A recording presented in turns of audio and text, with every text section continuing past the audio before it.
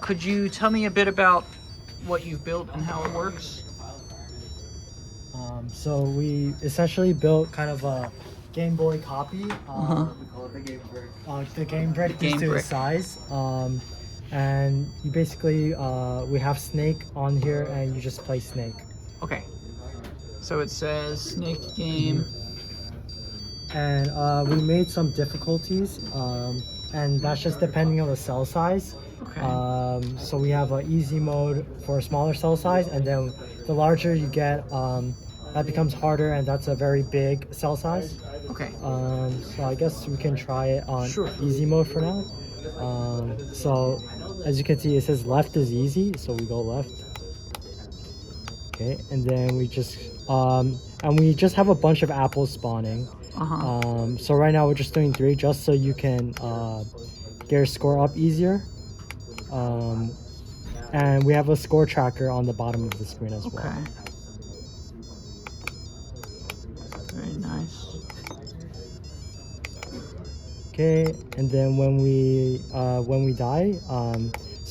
we die, it's either if we hit it, the body of the snake itself, or around the arena, the walls of the arena. So let's say we lose.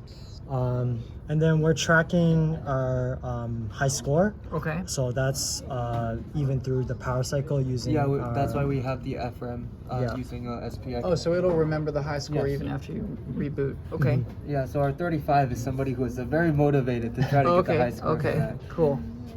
And we do have a victory screen in the rare event that you actually like fill up the entire board with the snake. You have a custom like big bold letters saying victory on there. Okay. Unfortunately, because of how difficult it is to get that, it's gonna kind of be pretty rare. Sure.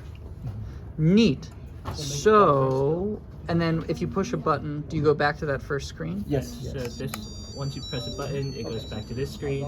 You can choose your difficulty. From Yeah. easy. Initially we thought about putting the difficulty selection on the end screen as well, but then we realized it wouldn't be like the most neat looking. Yeah. Okay. Cool. And then it's producing sound effects by way of this little buzzer Yes. here, it looks like. Can you tell me a little bit about how you are driving that buzzer? You want to say or I say? So the buzzer, we send through a PWM signal to it through our GPIO pin, and we found a signal that creates this sound. And when in our game, when we hit an apple, there is a eating sound, which when we're eating it, it will pop up and stop the music for a second, like that. Yeah. And then otherwise it's playing the background music of the snake game. There's also a death sound that we have, so when we crash into a wall, like that Cool. lower in frequency sound, then it will do that and go back to our screen. Once we go back to our home screen after this, then we start playing the normal noise again, the background noise of the snake game that we created. Neat. And are you getting the different tones by adjusting the frequency of that PWM? Yeah. Okay. Cool. And then this is presumably a power switch? Oh yeah, it's hardware. Yep, so if we just flick it off, you can see the game comes off. And then if we turn it back on, It boots up. it reboots it. Neat. And can you open up a game quick and just lose, and we'll see that that high score should still be, what was it, 35? Yeah. So let's We have see. score of 1, and when I die, that Still 35. It's still 35. Really nice. Awesome. Awesome. Thank you guys. That's a very cool demo. Yeah.